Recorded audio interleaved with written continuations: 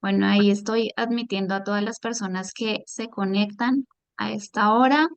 Entonces me dan unos minutos para empezar con la sesión, por favor.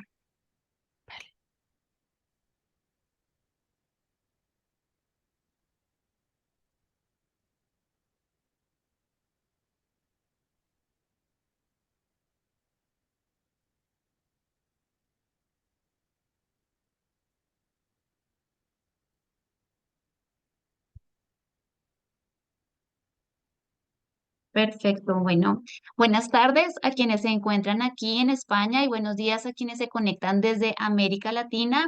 Bienvenidas y bienvenidos a este segundo Zoom de Planeta UAV. Este está denominado, ¿me escuchan bien? Yo sí. Vale, este está denominado La huella del plástico, que estará bajo la dirección de Lucía Pérez. Ella es comunicadora de proyectos de investigación, también tiene experiencia en desarrollo e innovaciones del Departamento de Marketing y Comunicación y del Instituto Tecnológico del Plástico. También tenemos el gusto de estar acompañados por Anthony Belchi. Él hablará sobre Estados Unidos, un país para viejos. Él es corresponsal de La Voz de América en Miami, Florida. También ha trabajado como reportero multimedia de las agencias EFE y AFP. También ha tenido la oportunidad de trabajar en La Vanguardia, en Univisión, en Infobae y en The Washington Post, entre otros medios de comunicación a nivel internacional. También él se ha desempeñado como director de estrategias digitales de CNN, Diario Las Américas y Mira TV en Estados Unidos. Bueno, hoy Lucía y Anthony les cuento que nos acompañan estudiantes de los máster de comunicación ambiental, también de periodismo de viajes y de política. Entonces, sean todos bienvenidos y bueno, Lucía, es un honor para todos nosotros contar con tu presencia y que compartas con nosotros tus conocimientos. Bienvenida. Hola, muchas gracias. ¿Me oís bien? ¿No? Te escuchamos perfecto. Vale, vale. Vale, perfecto. Muchas gracias a los organizadores por invitarme y hola a todos. Soy Lucía San Agustín, soy periodista y hace 13 años que trabajo en Televisión Española, en el telediario de las 9 de la noche. Bueno, me hace ilusión compartir con vosotros esta clase porque yo estudié la carrera en la Autónoma de Barcelona, así que bueno, me hace ilusión compartir mi trayectoria por si os sirve para algo.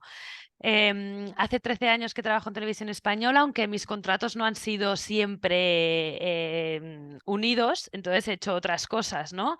Una de mis pasiones es viajar, como seguro muchos de vosotros. Entonces, para seguir con esa pasión, pues apliqué a varias becas para trabajar en Naciones Unidas y con eso me pude ir a trabajar a Naciones Unidas, Tailandia y Nueva York. Y eso me abrió un poco el escenario internacional para trabajar con gente de otros países. Y luego me vine a Televisión Española, donde trabajé varios años en un programa que se llama España Directo. Como hay mucha gente en Latinoamérica, quizá no lo conoce, pero es un programa que hace una radiografía de toda España. Entonces yo viajaba por todas las regiones de España, descubriendo la gastronomía, las costumbres, etcétera. Y fue pues otro tipo de periodismo de viajes nacional que me gustó mucho. Además descubrí un país que es muy, muy diferente. Hace 5 años que estoy en el telediario de la noche de Televisión Española, estoy en la sección de sociedad y soy la especializada en medio ambiente. He cubierto muchas cosas, por ejemplo, el volcán de La Palma, hubo un salto masivo de marroquíes en Ceuta, también la pandemia, estuve en Brasil grabando unos virus en el Amazonas. Pero es cierto que trabajar en el telediario, que seguro que Belchi también lo sabe, es trabajar muy rápido y además es hacer noticias muy cortas en las que puedes contar muy poco. Entonces yo quise hacer una pausa y trabajar en un programa con más calma, más sosiego, para poder investigar más. Entonces pedí un permiso para trabajar en Portada. En Portada es un programa también de Televisión Española que se emite en la 2 hace 40 años y tienes 40 minutos para explicar un tema de forma profunda. 40 parecen muchos, pero no son tantos porque hay muchas cosas que explicar. pero como una persona no puede estar enganchada a un programa continuamente, pues hay que ceñirse a los límites, así que 40 minutos no está mal. Entonces, estuve 3 meses haciendo un programa que se llama La huella del plástico. A ver si puedo compartir la imagen para que veáis una promoción que se hizo, a ver, de este reportaje. ¿Qué pasa cuando tiras un... ¿Alguna vez has pensado qué pasa cuando tiras un plástico al contenedor para que se recicle? ¿Cuál es su camino? ¿Dónde acaba? Esto es lo que típicamente acaba en otro país. Hacemos un viaje. El viaje de los plásticos. Para conocer cuál es el circuito de estos residuos. Ahora todo viene a Turquía, especialmente después de la prohibición china de 2018. Este es de Alemania. Mira, este de Austria. Nuestros residuos plásticos se mueven por el mundo constantemente. Bélgica, UK, Irlanda, Italia, Israel. Los europeos están limpiando sus calles, tirándonos la basura a nosotros. Es como tirar la basura al vecino para que tu propia casa esté limpia. ¿Alguna vez has pensado? Bueno, pues esta es la promoción del reportaje de La huella del plástico.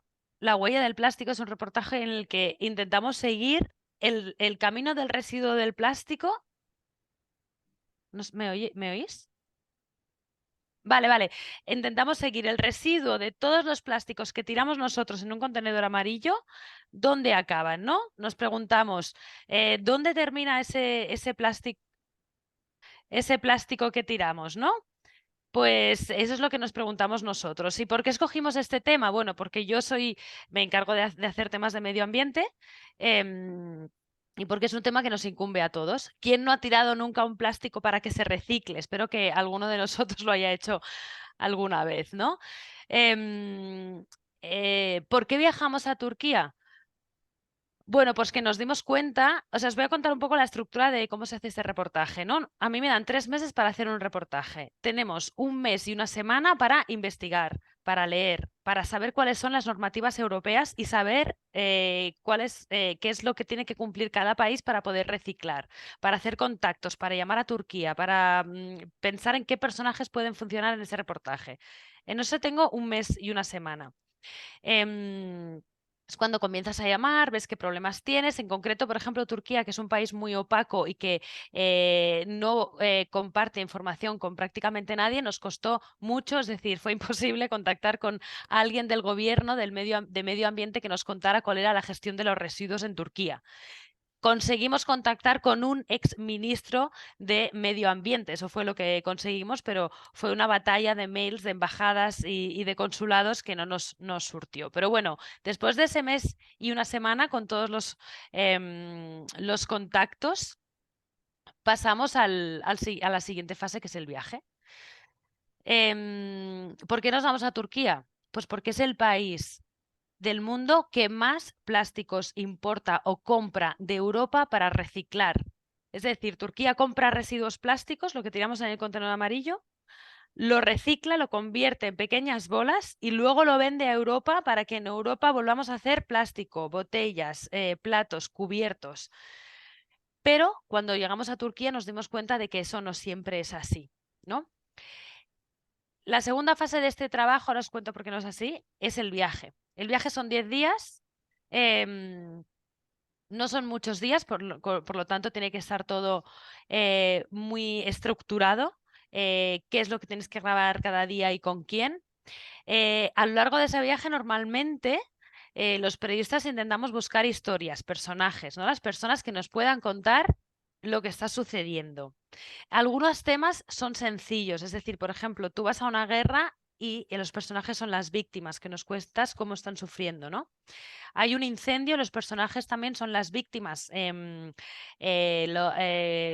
cómo sufren las personas que les ha quemado una casa. En mi caso, era difícil encontrar personajes porque lo que está sufriendo es el medio ambiente, ¿no? Cómo se contamina el país.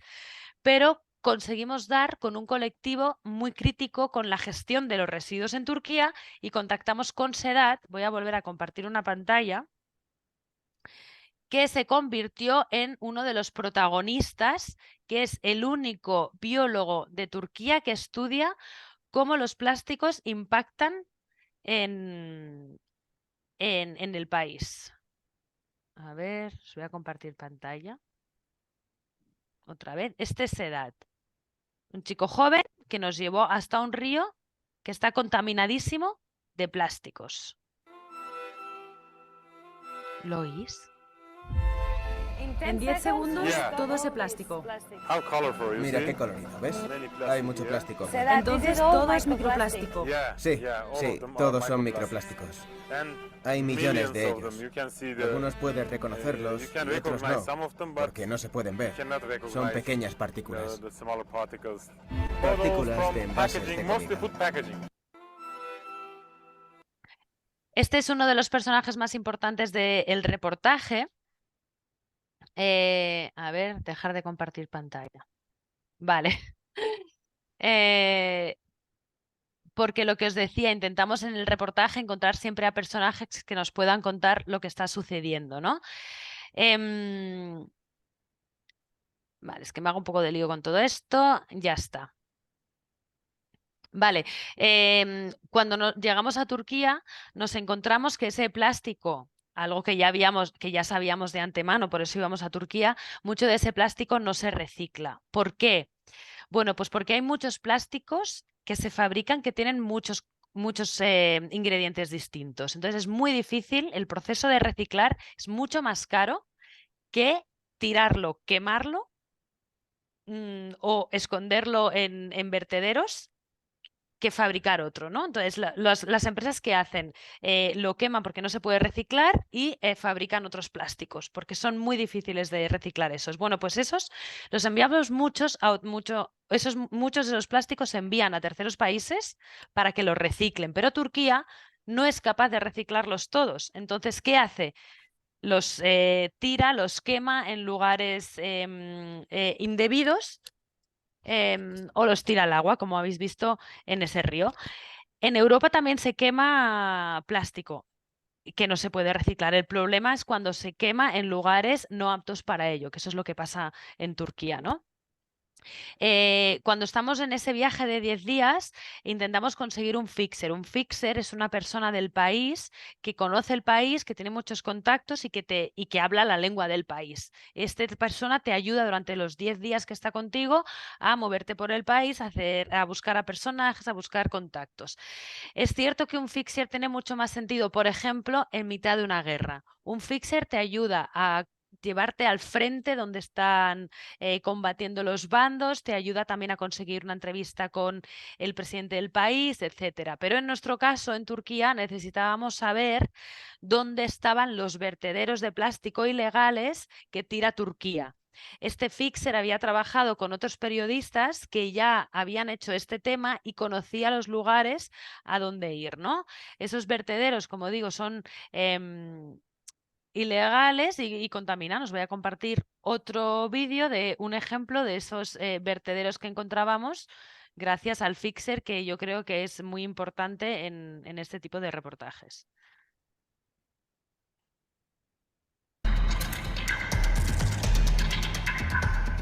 Bélgica, UK otra vez, Irlanda,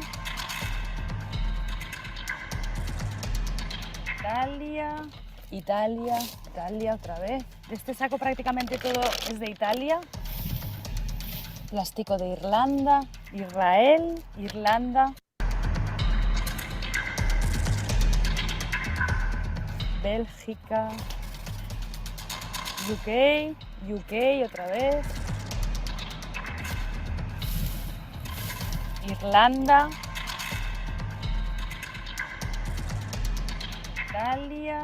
Italia otra vez. De este saco prácticamente todo es de Italia.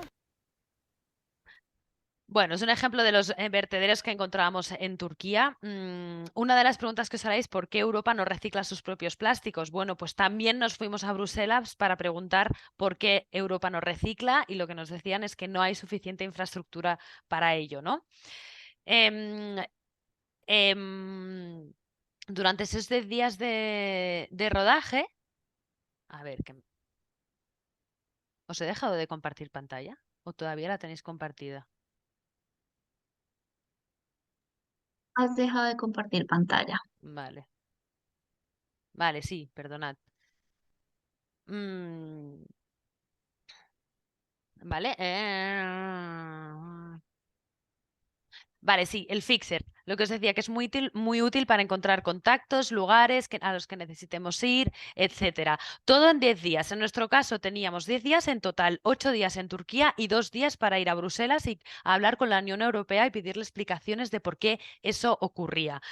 ¿Qué pasa? Que nosotros en Televisión Española al menos no tiene un gran presupuesto para hacer un viaje de 30 días, de un mes, con lo cual en 10 días tienes que hacerlo todo. Así que yo le llevaba un Excel con los horarios, los personajes, los días, etcétera. Pero todo puede ocurrir y de hecho nos ocurrió. Yo me pasé una noche entera vomitando, no sé por qué. Entonces al día siguiente tenía que hacer 2 entrevistas que eran muy importantes, porque una de ellas nos iba a hablar de las condiciones de trabajo de las personas que trabajan en unas fábricas ilegales de plástico que hay en Turquía. Esa era la única persona que nos podía hablar de eso, porque en esas zonas, en esas fábricas ilegales, no podíamos bajarnos del coche para grabar, solo podíamos grabar desde el coche sin que nos vieran. Era peligroso, así que esa entrevista era muy importante. Y luego tenía también una entrevista con una persona de Greenpeace que no podía faltar porque nos iba a hablar del impacto de esos plásticos en Turquía, del impacto medioambiental. Con lo cual, a pesar de que estuve toda la noche vomitando y me encontraba fatal, las tuve que hacer. Otra cosa que nos ocurrió es que cuando íbamos a coger nuestro viaje a Bruselas, el avión estaba completo, no tuvimos sitio, había overbooking y tuvimos que coger otro avión 10 horas más tarde. Con lo cual, todo el rodaje que teníamos planificado se nos pasó al siguiente día y no pudimos grabar ningún plano de Bruselas. Es decir, que nuestra idea era meter planos de Bruselas, de la ciudad, en el reportaje, pero como no tuvimos tiempo, pues tuvimos que desecharlos y simplemente poner las entrevistas. ¿Con esto qué quiero decir? Pues que a pesar de que tú tienes una estructura de viaje, todo puede cambiar y tienes que ser flexible para poder reaccionar y poder componer el reportaje teniendo lo que tienes, ¿no? ¿Qué más?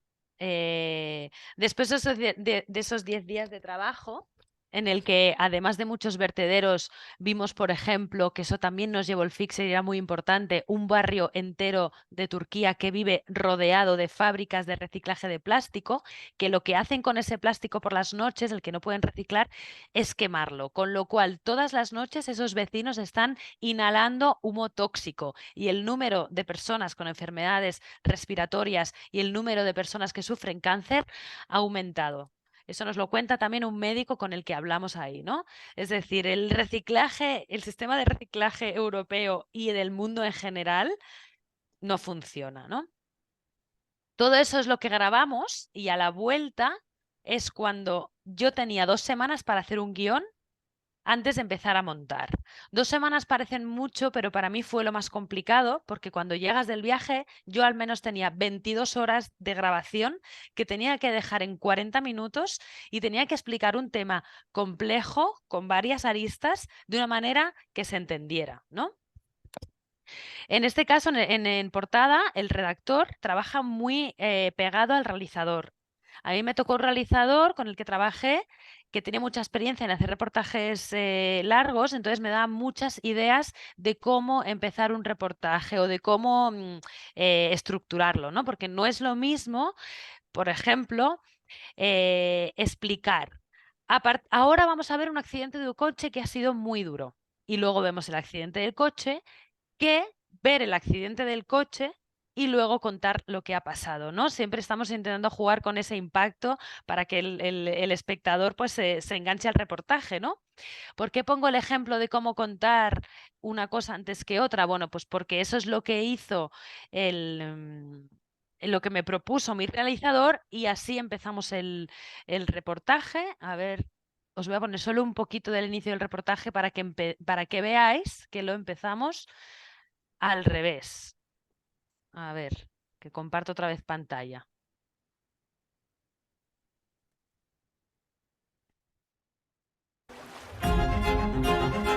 Es una de las zonas del Mediterráneo más contaminadas, más intoxicadas por plásticos y microplásticos, de 3, de 4, de 5 milímetros. Apenas se ven. Esta es la parte más contaminada del Mediterráneo.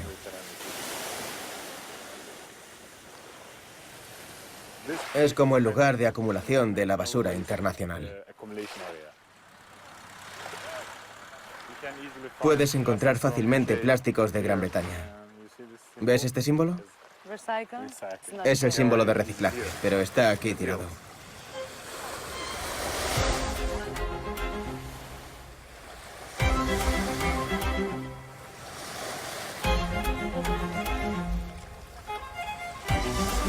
Y lo peor de eso es que todos esos plásticos han viajado miles de kilómetros para llegar hasta aquí, hasta la costa mediterránea de Turquía. Este es de Alemania. Mira este otro, de Bélgica o de Holanda. Pone Magnolia del Mediterráneo. Usan este eslogan de Magnolia del Mediterráneo y luego lo tiran al mar Mediterráneo. Mira, este de Austria. Este otro de Irlanda. ¿Por qué encontramos toda esta basura internacional aquí? Pues porque estos países mandan su basura a Turquía.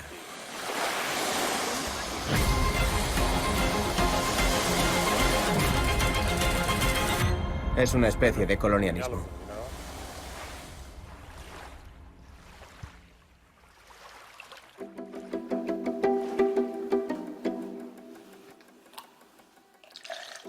Pero esto es, en realidad, el final de esta historia. Para comprender cómo toda esa basura plástica europea termina tirada en una playa turca, hay que empezar por el principio. Y ese principio comienza aquí.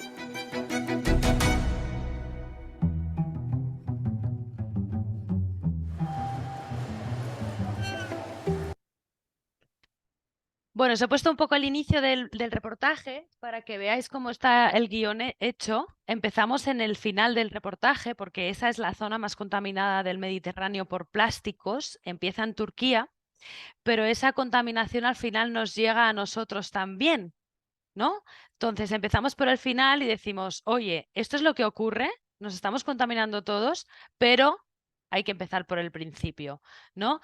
Esto es os lo digo como ejemplo de cómo hacer un guión para que sea engaging, ¿no? Como para que atrape.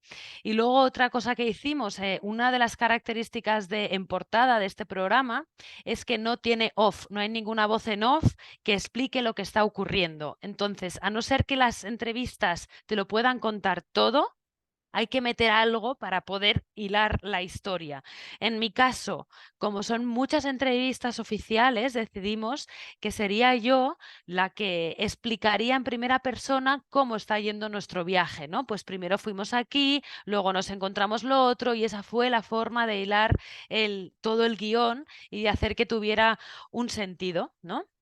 Entonces, después de todo ese viaje, después de hacer el guión y grabamos en España esas entrevistas, también tenemos una parte grabada en España, y a continuación ya empezamos a montar. Es cierto, yo siempre digo que el montaje hace milagros, porque tú llegas a la redacción con un producto, o sea, no, con unos brutos que llamamos las imágenes que todavía no están montadas, X, que a lo mejor te piensas que no son suficientemente buenas, pero luego con el montaje, con la música, con cómo lo cuentas, todo cambia muchísimo. Así que yo siempre digo que el montaje hace magia.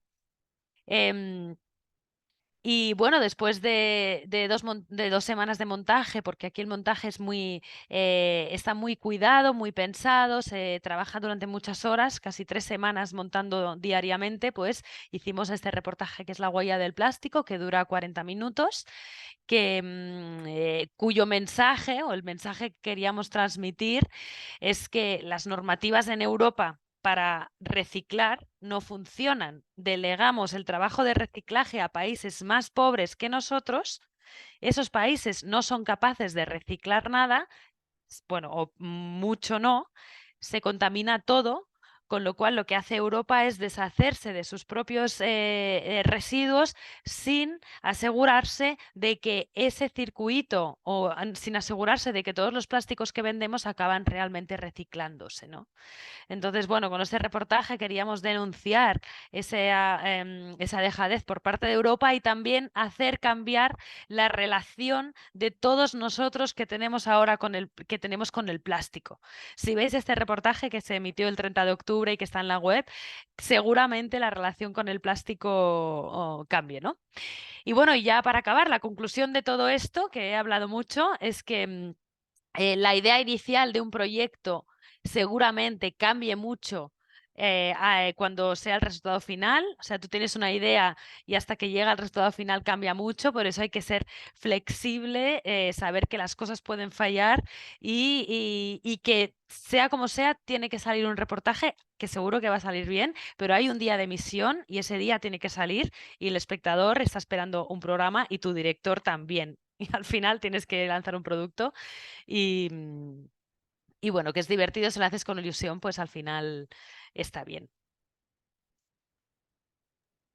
Bueno, Lucía, muchísimas gracias por compartir con nosotros tu trabajo, tu experiencia, muy interesante. Yo sé que los estudiantes quieren participar, hacerte preguntas, pero bueno, lo vamos a dejar para el final.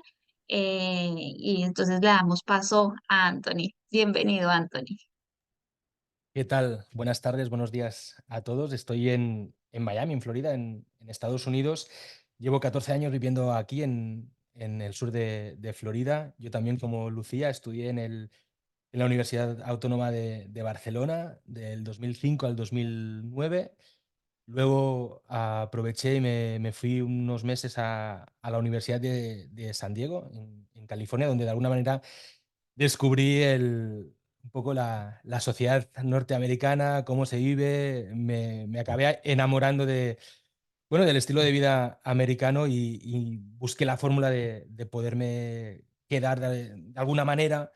Pero bueno, no hubo suerte, volví a Barcelona durante unos meses, trabajé en el diario La Vanguardia, fui parte del equipo que creó el departamento de vídeo de La Vanguardia, cuando en aquella época, en el 2009, pues los grandes medios no apostaban por el vídeo digital. Bueno, prácticamente todo se enfocaba en el texto, solo habían dos equipos de vídeo, era en el diario El Mundo y La Vanguardia, pero a pesar de que era un reto, yo era súper joven, mis compañeros tenían 10, 15 años más que yo. Yo aún seguía con la idea de poder terminar en Estados Unidos y bueno, seguir teniendo más experiencia de la que podía tener en España. Al final, gracias a una beca del Ministerio de Educación, pude ir pude regresar a Estados Unidos, a Miami. Trabajé en un canal de televisión, era para 10 meses y bueno, en ese tiempo pues yo seguía trabajando para La Vanguardia, hacía algunas crónicas y tal, y casualidad de la vida, el delegado de la agencia F aquí en Miami leyó una crónica, se puso en contacto conmigo y me dio la posibilidad de colaborar también con la agencia F. Y fue así como poco a poco pues me acabé asentando lo que han sido 10 meses, tenían que ser 10 meses, han sido ya 14 años aquí en Estados Unidos. Me he montado una pequeña productora de televisión dando servicios sobre todo a medios hispanos en España, en América Latina y medios hispanos aquí en Estados Unidos con la idea de que explicar lo que pasa en Estados Unidos, pero desde una visión en español, ¿no? Porque muchas veces yo tenía la sensación de que muchas veces se contaba lo que pasaba en Estados Unidos en inglés. Y es que hasta que no vives aquí o no consumes películas en versión original en inglés de Hollywood, no te das cuenta de la importancia que tiene la comunidad hispana aquí en Estados Unidos. Son más de 50 millones de personas las que viven en este país, o sea, 50 millones de hispanos los que viven en Estados Unidos. El idioma español está a la orden del día bueno, encontré el nicho de poder explicar la realidad, las noticias, lo que pasa en Estados Unidos con expertos en español, con historias en español que cuenten qué es lo que pasa. Bueno, trabajo para varios medios. La Voz de América es uno de ellos, es la agencia pública de Estados Unidos, también con la agencia EFE, Estrella TV, Univisión, varios medios también en la región. En España, algunas de las imágenes que vosotros veis en los informativos de Antena, de A3 Media, de Mediaset, muy probablemente vienen de mi productora. Y bueno, os quería enseñar una parte de ese trabajo que era un documental, reportaje más en profundidad, hablando de las dificultades que tienen las personas mayores de 65 años en Estados Unidos. Básicamente porque en Estados Unidos hacerse viejo es prácticamente un drama. Para que os hagáis una idea, el último estudio decía que para vivir en un segundito, que para vivir en Estados Unidos se requerían entre 2.500 3.000 dólares como mínimo para poder sobrevivir en Estados Unidos. Claro, tener en cuenta que una persona cuando se retira pues puede tener un retiro de 1.200, 1.300 dólares, con lo cual hacer los números, ¿no? Es prácticamente imposible. Lo que quería mostrar es esa realidad, ¿no? Cómo es posible que en Estados Unidos, un país que se supone que es el más rico del mundo, hay este drama. Si os parece, me gustaría también enseñaros, a ver si puedo... ens-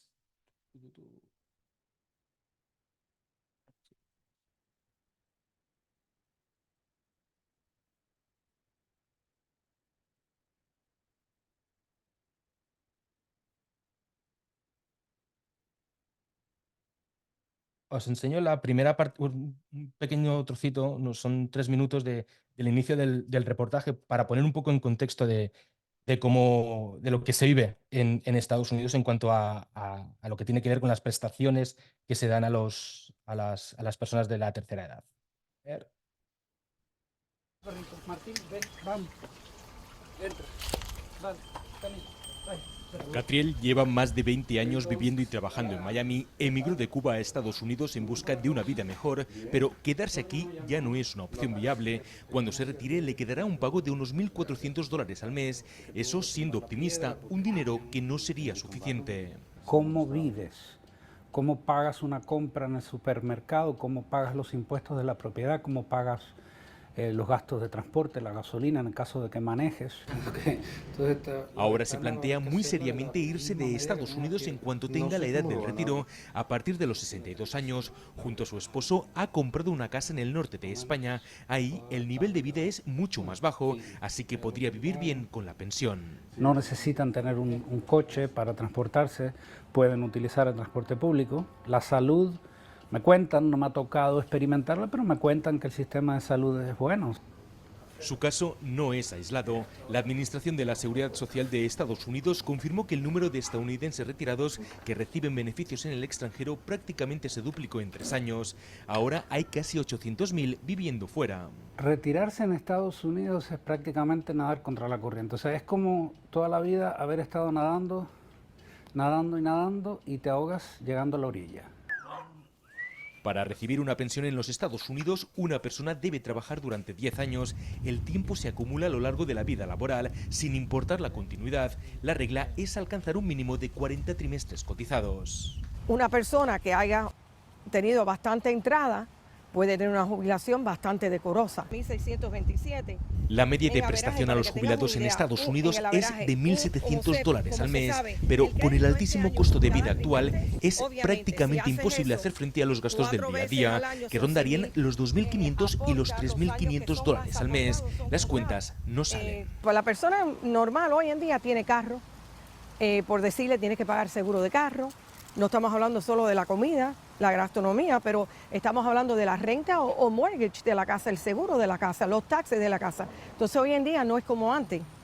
Sí, por eso yo siempre digo, planifíquense, no importa la edad que tengan. Si son jóvenes, mientras más jóvenes, se los digo, se los reitero, planifiquen, ahorren. Bueno, era el inicio para un poco para poner en contexto este reportaje en profundidad.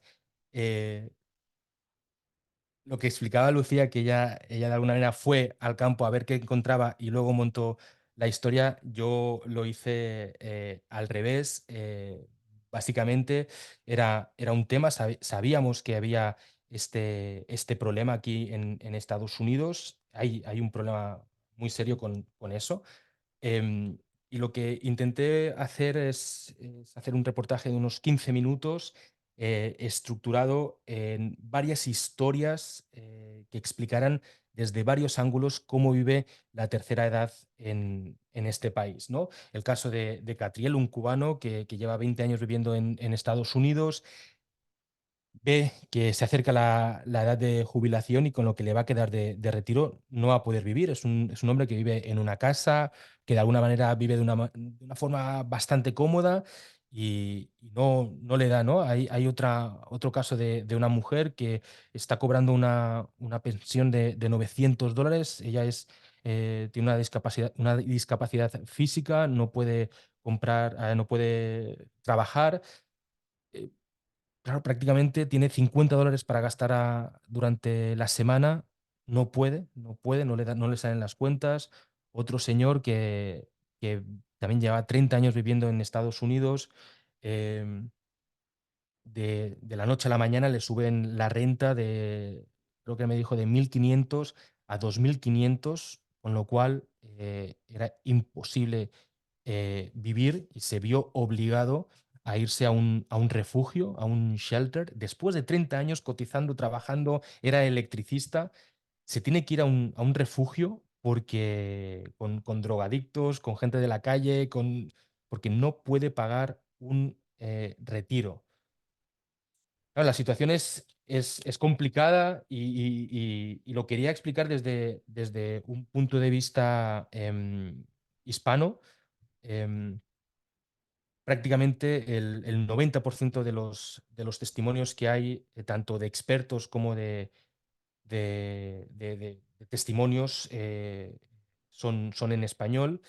Es un escenario preocupante. La población de más de 65 años aumentó un 14,1%, pero es que los estudios señalan que para 2050 van a haber más de 2.100 millones de personas mayores de 65 años, lo que significa que la población se va a duplicar, pero la población de 18 años o de mayor de 18 años no va a ser tan grande, con lo cual ahí va a haber un problema, ¿no? ¿Quién va a mantener a la población de la tercera edad? Van a tener que cambiar las políticas, ¿no?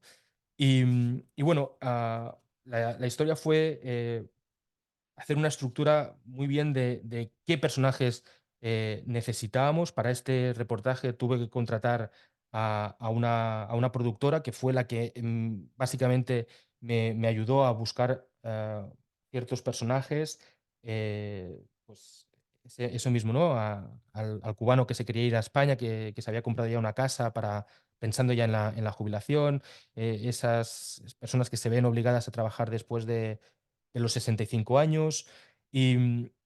Y la idea era no trabajar a ciegas, tener un guión o un esqueleto del guión más o menos preparado y sobre todo que esos personajes explicaran, tuvieran cosas que explicar también en sus escenarios, ¿no? En su casa, en su lugar de trabajo, porque creo que al final del día la imagen muchas veces es mucho más potente que lo que uno pueda explicar en un voiceover, en una voz en off.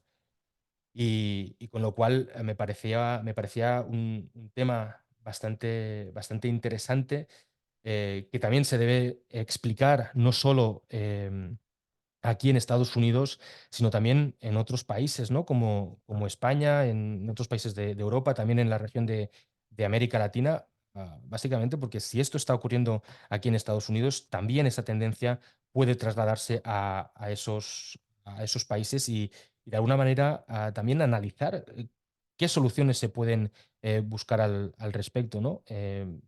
Porque sí que es cierto que ya aquí en Estados Unidos se están implementando una especie como de ciudades para mayores de 65 años, pero volvemos a lo mismo, es gente con un alto poder adquisitivo, la gente que tiene un trabajo normal, que ha cotizado mm, con un salario bueno, normal para vivir, pues cuando llega a esa edad, si no se lo ha planificado bien, pues tiene un serio problema. Este reportaje fue para France 24, para la división en español de France 24, que es una cadena de televisión francesa, pero que sirve también para público en América Latina. Me parece, estoy seguro que en España también se ve a través de Movistar o alguna plataforma de estas, pero YouTube y Amazon Fire y tal, se puede ver también France 24. Y, y nada, estoy, la verdad que muy orgulloso con el resultado de este reportaje. De hecho, lo que es el Seguro Social de Estados Unidos, que es el departamento, la agencia federal que se encarga de hacer el conteo de las prestaciones para mayores de 65 años, estuvo muy interesada en este reportaje. De hecho, hicieron una presentación también para mostrarlo en Washington, con otros funcionarios de la Casa Blanca. Y la verdad que estoy ya os digo, muy satisfecho por este resultado, porque es importante, ¿no? Explicar la realidad de lo que pasa en Estados Unidos y sobre todo hacerlo en español, buscando personajes, hacer el esfuerzo de buscar a personajes expertos que expliquen la realidad en español, básicamente porque es necesario también que nuestros vecinos en América Latina sepan lo que está pasando. Y yo creo que es un esfuerzo que en los últimos años se ha crecido, ¿no? Como los medios, también los medios hispanos o que se dirigen a un público hispano aquí en Estados Unidos, también están haciendo ese esfuerzo por buscar historias hechas íntegramente en español. Y bueno, esto más o menos sería el, el reportaje, la historia, mi experiencia y nada, cualquier cosa, aquí estoy. Si queréis ver el reportaje completo, lo podéis ver a través de la página web de France 24. Hay una sección que se llama Programas, una sección que se llama Reporteros y ahí podéis ver este y muchos otros que también hemos hecho. O si no lo puedes compartir por el chat. Sí, claro, sí, sí. Vale, Anthony, pues también muy interesante todo este recorrido que has hecho en el camino periodístico. Y bueno, entonces ahora sí abrimos los micrófonos para los estudiantes para que participen y saquen las inquietudes que tengan aquí con nuestros invitados. ¿Quién se anima a comenzar?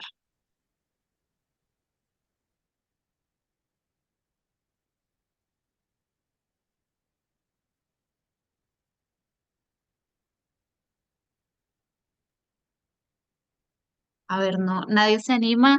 Os invito a aprovechar a estos invitados que nos han contado su experiencia. Vale, Sofía, cuéntanos. Ay, gracias. Lucía, yo quería preguntarte, ¿cómo crees que nosotros individualmente podemos ayudar a este problema sobre el plástico? Porque, bueno, yo muchas veces lo lo he intentado, aunque a veces pienso, bueno, ¿y qué están haciendo los demás también? Pues estoy segura que el granito de arena que cada uno podemos aportar puede generar un impacto. Hola, Sofía, muchas gracias. Pues mira, es una pregunta que seguro que nos hacemos todos, pero es difícil de responder porque mira, haciendo este reportaje supimos que de todo el plástico que se ha fabricado desde los años 50, que fue cuando hubo el boom, en todo el mundo solo se ha reciclado un 9%, que es una cifra ínfima comparado con creo que son los 8.000 millones de toneladas que hemos fabricado. Entonces, claro, los datos que nos dicen lo que se recicla en el mundo son muy opacos. No podemos saber realmente si son así o son asá. Entonces, de los números nos podemos fiar poco, a pesar de que ese 9% ya sea poco, ¿no? Entonces, ¿qué podemos hacer nosotros? Nosotros en España, no sé cómo es en el resto de países, que sé que hay gente en Latinoamérica ahora escuchándonos, es aquí hay un contenedor amarillo. ¿Es mejor tirar el plástico en ese contenedor amarillo? Sí, porque se va a reciclar. Pero lo que nos decía un experto, se va a reciclar algo. Pero lo que nos decía un experto en plástico aquí, lo mejor es aquel producto que no tiene plástico. El plástico más barato y el mejor es el que no existe. Entonces, este hombre lleva ya como 20 años viviendo sin plástico. Lo compra todo a granel, compra todo lo que puede sin plástico. Es muy difícil, es verdad, pero todo lo que se puede hacer es así.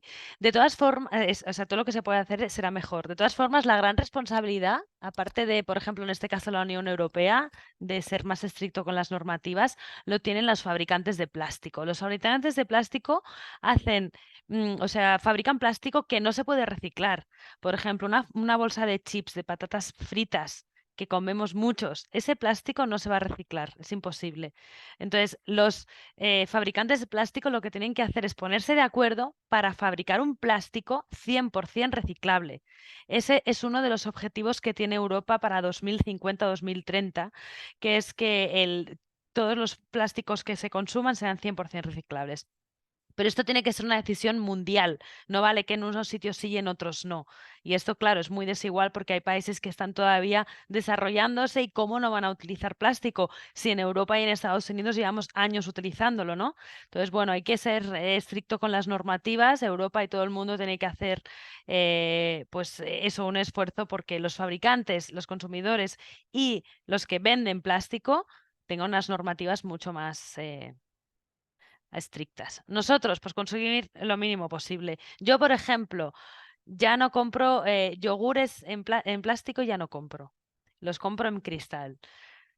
¿Hago algo? Espero que sí, pero es complicado.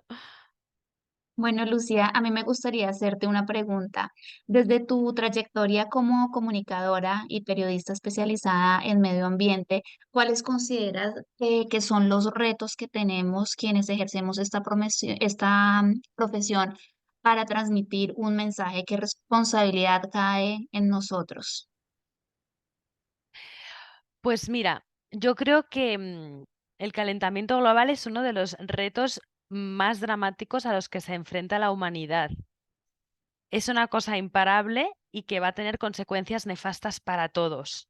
Va a producir guerras, va a producir enfrentamientos por comida, hambrunas, movimientos migratorios, todo. Entonces es un tema muy, muy importante del que se habla en los últimos 5 años más que nunca, pero creo que se habla poco.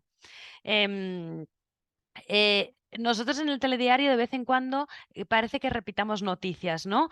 Los gases de efecto invernadero no paran, etcétera. Pero es que es muy importante repetirlo. No pasa nada, hay que repetirlo porque es un reto al que nos enfrentamos, ¿no? Entonces, como periodistas, hay que hablar de eso. No hay que dramatizar, porque ahora ha salido una cosa que se llama ecoansiedad, si no me equivoco, ¿no? Y es gente que ve tantas noticias negativas sobre eso que le entra ansiedad. Pero también hay que hablar, yo creo, sobre los retos que tiene la humanidad. A partir de ahora, hay cosas que no van a cambiar, ¿vale? Va a haber más,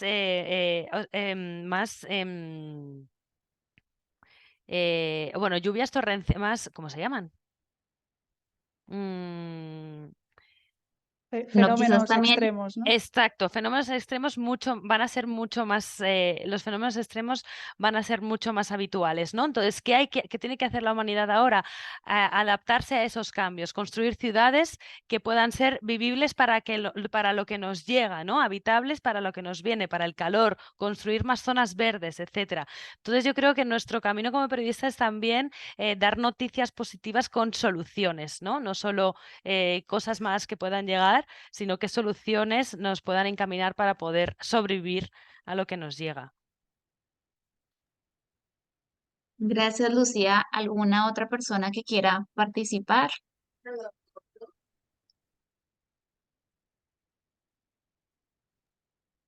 Sí, Sofía, te escuchamos. Eh, gracias. Bueno, tengo otra pregunta ahora para Anthony. Bueno, supongo que consideras que este problema que ves en Estados Unidos también es global, ¿no? Y cada vez se está viendo más. Yo, por ejemplo, que soy de Estados Unidos, de México, perdón, la pensión mínima me parece que no llega ni a los 500 dólares. Entonces, pues sí, creo que es un problema que estamos viendo cada vez más. Y tú compartiendo información sobre este tema, ¿cómo crees que podemos abordarlo para combatirlo? Sí, bueno, lo que explicaban los expertos era que no se debía esperar hasta prácticamente hasta el final de nuestra vida laboral para pensar en qué planes tenemos de jubilación, sino pensar desde ya, desde cuanto antes, ¿no? Prácticamente desde los 20, 22 años, cuando empezamos a trabajar, pensar en cuál va a ser nuestro plan de futuro, teniendo en cuenta que la situación que está ocurriendo hoy en día en Estados Unidos va a pasar en otros países y, o sea, segurísimo, principalmente porque las tasas de natalidad están bajando en picado, no están naciendo niños, no hay gente joven, con lo cual ese grupo de jóvenes que deberían mantener a las personas retiradas va a ser menor que el grupo de personas de la tercera edad, con lo cual sí, se tienen que pensar en políticas, si el gobierno también tiene que implementar una serie de medidas para, de alguna manera, hacer frente a lo que puede ocurrir eventualmente en 30, 40 años en países como Estados Unidos, pero como muchos otros, ¿eh? México puede ser perfectamente uno de esos.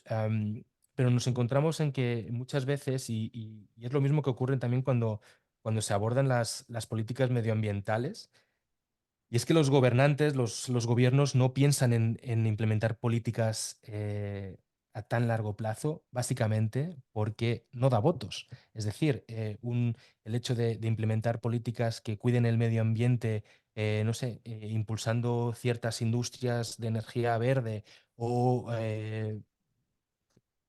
pensando en un programa específico para poder guardar dinero para de aquí 30, 40 años, pues son resultados que se ven a un plazo muy, muy, muy, muy largo, ¿no? Y entonces estos políticos, los gobernantes, no pueden enseñar en su lista de triunfos políticos este tipo de medidas. Entonces acaba siendo un problema, ¿no? De cómo se implica realmente el Estado, el gobierno en este tipo de asuntos y es necesario que la sociedad tome conciencia porque es una realidad que va a ocurrir más pronto que tarde.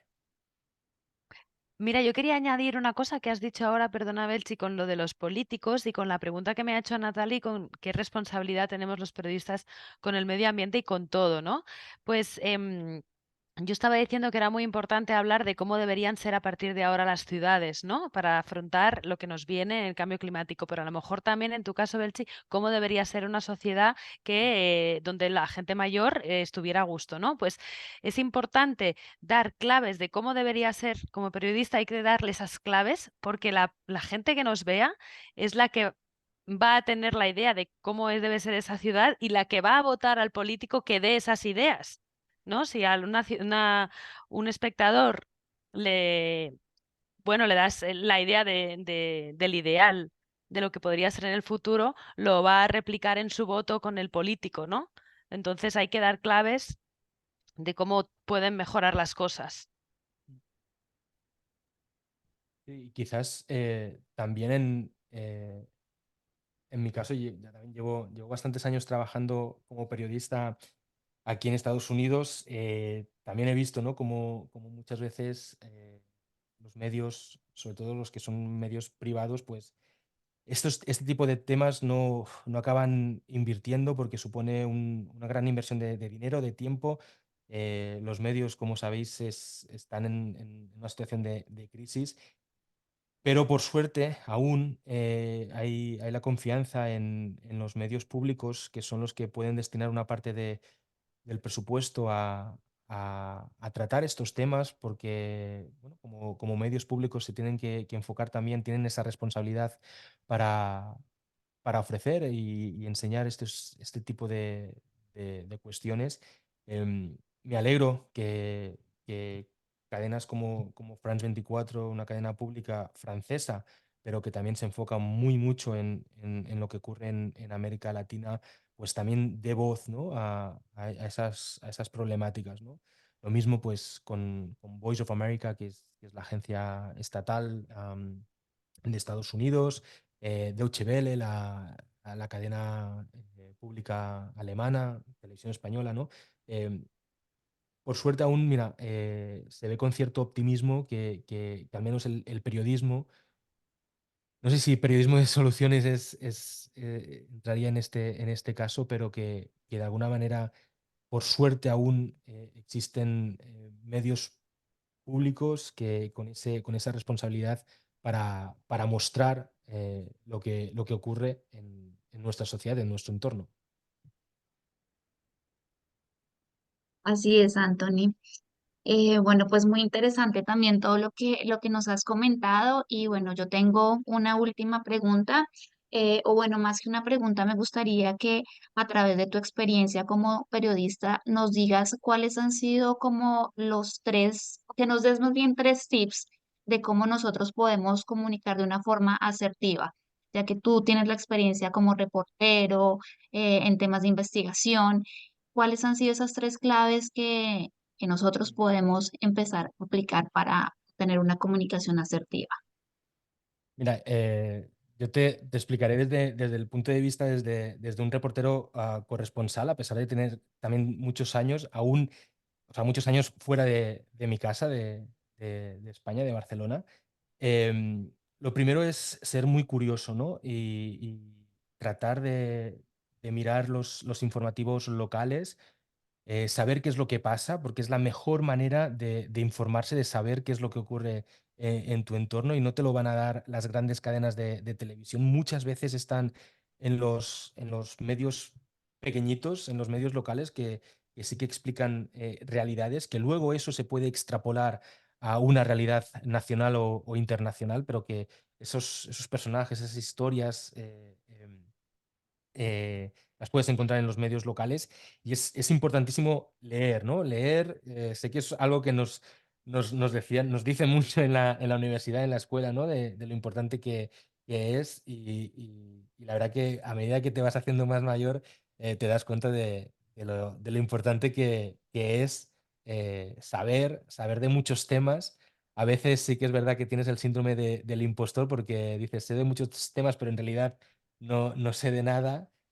Pero bueno, es el esfuerzo, ¿no? Que también de conocer más. También, en mi caso, yo soy un periodista multimedia total, es decir, el reportaje este que habéis visto, una parte, lo hice desde el inicio hasta el final, la locución, la filmación, la edición, músicas. En este caso tuve que contratar a una productora externa porque no llegaba, pero si no, también muchos de los entrevistados, esa preproducción también la hago. Y bueno, lo que vengo a decir es que hoy en día, tal y como está la profesión de periodista, es necesario saber de todo, porque luego yo siempre digo, ¿no? que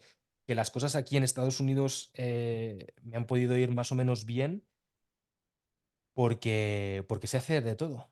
Sé que si yo hubiese venido, no, pues yo solo sé ser reportero y no, yo necesito un camarógrafo, un editor, un tipo que me ponga las luces, pues muy probablemente mi experiencia en Estados Unidos hubiese durado, pues ya os digo, quizás 10 meses, un año, no mucho más, ¿no? Y eso se ve, ¿no? De lo importante que es, primero porque es un trabajo que a mí me apasiona, yo no sabría hacer otra cosa si no fuera periodista.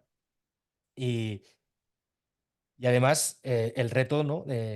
de estar fuera de casa también es un añadido en más porque muchas cosas vienen de nuevas, te tienes que adaptar y sobre todo, y ese sería el tercer tip, ser como una especie como de esponja, ¿no? De todo lo que te cuentan, de todo lo que ves, es atraparlo, porque luego bueno, lo puedes hacer, lo puedes utilizar para tu día a día, para tu trabajo y, por supuesto, también para buscar esos personajes, ¿no? De los que siempre hablo, ¿no? De lo importante que es tener una buena agenda de contactos que al final del día te acaban dando una buena historia, ¿no? Y la tranquilidad, ¿no? Por ejemplo, ahora en 20 minutos tengo unos directos en la playa por un tema del Spring Break, que es una locura aquí en Miami Beach, el Spring Break. Pues, oye, la tranquilidad de saber que esta mañana me han dado la historia y que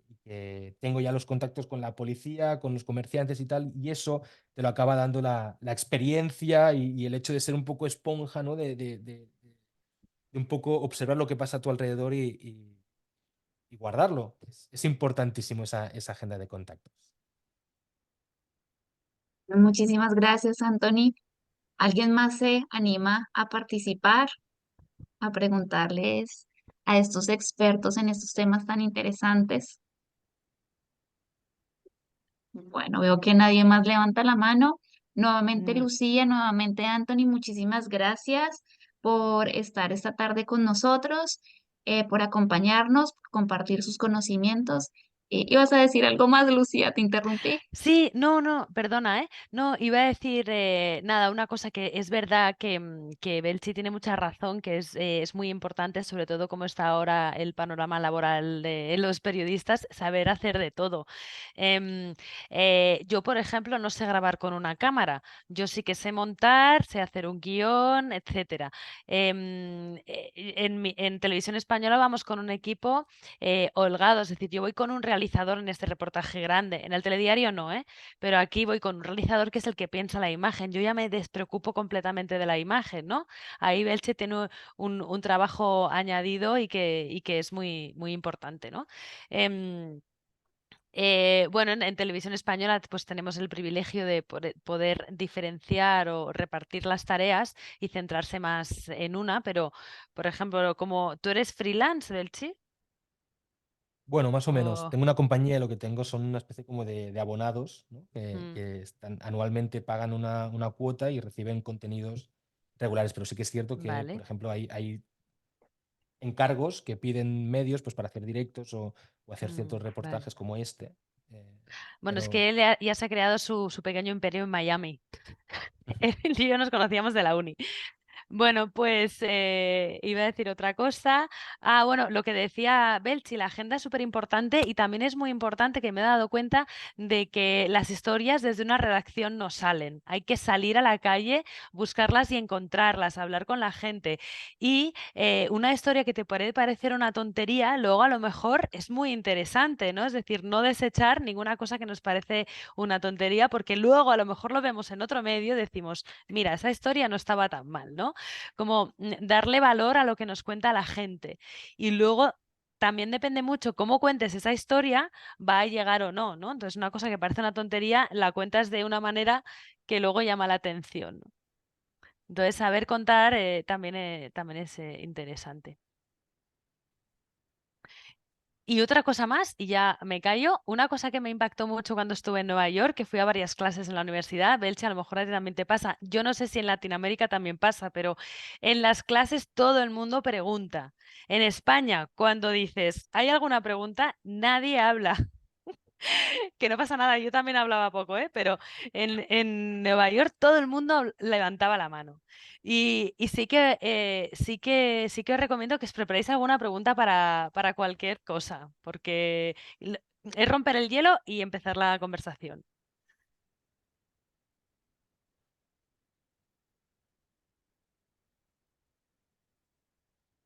Y ahora nadie pregunta, ¿no? No se escucha, no se escucha. Vale, muchas gracias, Lucía, también por tus aportes. Es muy, muy interesante y que quienes estamos ejerciendo y queremos seguir este camino del periodismo y la comunicación, pues tener de voz de ustedes lo que es la experiencia y que compartan con nosotros. Esto es muy valioso.